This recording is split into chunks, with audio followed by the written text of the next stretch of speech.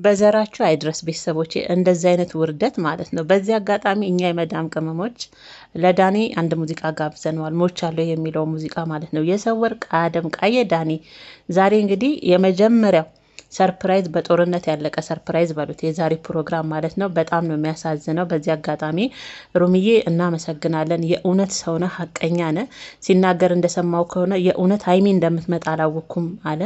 ሶሲን ደግሞ የጠራት ደውሎ ሩም ነው ሀይሚ እንደምትመጣ አቅም እና ንግግራቸው፣ ሁኔታቸው ምናምን ራሱ የሆነ ወደ ፍቅር ውስጥ የሚገባ በዚህ ጋር ቁጭ ያሉት ራሱ ልክ የፍቅር ጥያቄ ለሀይሚ እንደሚያቀርብላት ነበረ ሲያጨበጭቡ የነበሩት። እና ዛሬ እንግዲህ ጦርነቱ በዚህ ሰርፕራይዝ ላይ መጨረሻ ላይ ቀጠለው። ዳጊን ሁላችሁም ታውቁታላችሁ። ከሜሪ ጋር ዩቱብ የሚሰራውን ልጅ ቀዩ ወፍራሙን ታውቁታላችሁ። እሱና ሩም ናቸው መጨረሻ ላይ የተደባደቡት ማለት ነው። በቃ ኬኩ የዳኒ 100 ኬ ወደቀ። በዘራችሁ አይድረስ እንደዚህ አይነት ውርደት። እውነቴን ነው የምላችሁ። ሀይሚ ተደናገጠች። ሶሲ መጀመሪያውኑ በአንድ እግር አቁማ ነበር የወጣችሁ። ተመልሳ መጣች። ጸጉራቸው ላይ ይሄ የሚረጨውን ሁሉ ረጨችባቸው እና ያስጠላል። ሀይሚን በእንደዚህ አይነት ሁኔታ እናገኛታለን ብለን አላሰብንም። ብሩኬ እኮ ተናግሯል። እኔ ዝቅ ብዬ መገኘት አልፈልግም ብሏል። ዝቅ ካለ ሰው ጋር ዝቅ ብዬ መገኘት አልፈልግም ብሏል። ዳኒን ማለት ነው። ለዛ ነው ከዳኒ የራቀው እንጂ እንደ ሶሲ እኮ ብሩኬ መጥቶ መረባሽ ይችል ነበረ። ግን ብሩኬ ክብር የሚባል ነገር አለ። ራሱን አስከብሯል። በቃ ከሆነ ይሆናል፣ ካልሆነ አይሆንም ብሏል። እና ሀይሚን ግን ያው በእንደዚህ አይነት ሁኔታ እውነት እናገኛታለን ብለን አልጠበቅንም። በእርግጥ ፕሮግራሙ ያው ለእሷም ሰርፕራይዝ ነው። ሩምም ተናግሯል። ሩሚቱ ምን ታውቁታላችሁ፣ እኔ ሀይሚ የምትመጣ አልመሰለኝም ብሎ ነው እሱ ሶሲን የጠራው። ሶሲ መታ ፕሮግራሙን ጦርነት አድርጋውን ሄደችው። ከዛ ደግሞ ዳጊና ሩም ተደባደቡ። ያው በቃ ፕሮግራሙ መጨረሻ ላይ ያው ዳኒን ብታዩት በጣም ነው የሚያስቀው። ሀይሚ ያው ከዚህ በኋላ እዚህ ቦታ መገኘት የለብኝም በማለት የገዛውንም ስጦታ ሳይሰጣት እንግዲህ ሀይሚን በድንጋጤ ደንግጣ ሄዳለች። በእርግጥ ያው መምጣቷ ነው እንጂ ይሄን ፕሮግራም እንዳረገ አልነገራትም ነበር ዳኒ። ግን መምጣቷ ያናዳል ሀይሚ። የእውነቴን ነው። ብሩኬ እኮ ብዙ ጊዜ የሚናደድባት ዳኒ በጠራት ቦታ ላይ ትገኛለች። ለዛ እኮ ነው ቤተሰቦች፣ እውነቴን ነው ምላችሁ።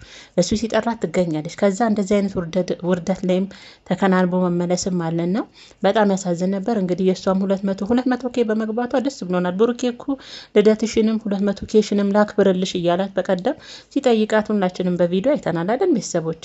ስለዛ ዳኒ ዛሬ 200 ኬዋን የሷን በማስመልከት ሌላ ጣቢያ፣ ከዛ ደግሞ በዚህ ጋር ቁጭ ያሉት ልክ ዳኒ ለፍቅር ጥያቄ ላይም የሚያቀርብለት እስከሚመስል ፍቅረኛሞች እስከሚመስሉ ነበር ሲያሽቃብጡ የነበሩት በዚህኛው ቁጭ ያሉት ማለት ነው። እና መጨረሻው ግን አላማረም። የሰው ወርቅ አያደምቅ ነው። እንደዚህ አይነት ውርደት በዘራችሁ አይድረስ።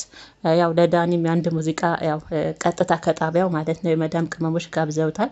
ሞቻለሁ የሚለውን እንደምታዩት እንግዲህ ብቻውን የቀረው በቃ ሁሉም ሄዱ፣ ተበታተኑ። ያው ብቻውን የቀረው በድብድብ በጦርነት የተጠናቀቀ ሰርፕራይዝ በሉት። አያችሁ፣ የሰውን ነገር የያዘ ሰው መጨረሻው አያምርም። አያችሁ አይደለ? መጨረሻው አያምርም ማለት ነው። እና ከእንደዚህ አይነት ውርደት ይጠብቃችሁ። ሀይሚ ራስሽን ያዋረድሽው ጌታን ራስሽ ነሽ። መገኘት በሌለብሽ ቦታ በተለይ ዳኒ ስጠራሽ ትገኛለሽ። ይህ ነገር ደግሞ ቤተሰቦች እስቲ ያስተውሉ። እስቲ አሁን አብርሽ ብሩኬ ጥፋተኛ ነው። የእውነቴን ነው ብላችሁ ዳኒ ሲጠራት እየተገኘች እሺ ያላጠፋችም ሀይሚ ትላላችሁ አይደል? ዳኒ ሲጠራት ለምንድን ነው የምትገኘው? እሺ የእውነቴን ነው ብላችሁ የዳኒን ሴራ ታውቋለች በደንብ አርጋ። ንግግሩ ከዚህ ጋር ያሉት ጓደኞቹ ራሱ ንግግራቸው ሁሉ ዳኒና ሀይሚ ፍቅረኛሞቹ እንደሆኑ፣ እሷን የሰጠኝ ጌታ፣ እሷን እንዲያለኝ ጌታ፣ ለወደፊት ቤተሰብ አፍርተን ምናምን የዳኒ ወሬ ይሄ ነው። ከዚህ ሌላ የለም። እንግዲህ አስቡት ወዴት መስመር እየወሰዳት እንደሆነና ለማንኛውም የዛሬ ፕሮግራም እኔ በበኩሌ እንኳን ተበጠበጠ። ምክንያቱም የዳኒን ሴራ ስለማ እንኳን ተበጠበጠ። ሀይሚ ለብቻው አርጋው ቢሆን የ200 ሺዋን ፕሮግራም በጣም ደስ ይለን ነበር። ግን ዳኒም ለሴራና ለተንኮል ያደረገው ፕሮግራም ስለሆነ አልተሳካም። እንደዚህ አይነት ውርደት በዘራችሁ ማያድረስ ደስ የሚል ነበር። ሶሲ አድንቄሻለሁ። ኬኩን ነበር ዳኒ ፊት ላይ መለጠፍ። እውነቴን ነው የምላችሁ። ምክንያቱም የሀይሚን 200 ኬ በማሳበብ እሱ ሌላ ፕሮግራም ሊያዘጋጀው በ200 ኬ ንግግራቸው ሁሉ እንደዛ ነበር የሚመስለው፣ አድናቆታቸው ንግግራቸው ማለት ነው። እና የዳኒ ህትም ነበረች እንግዲህ የወንድምሽን የዛሬ ውርደት በዘርም ማድረስ እያልሽ ወደ ቤት እንደምትገቢ ተስፋ እናደርጋለን። እኛ ደግሞ ቀጥታ ከዚሁ ከስቱዲዮ ማለት ነው ሞቻለሁ የሚለው ሙዚቃ ያው ለዳኒዬ እንጋብዛለን። ያው በምን እናጽናናዋለን ቤተሰቦች አለ።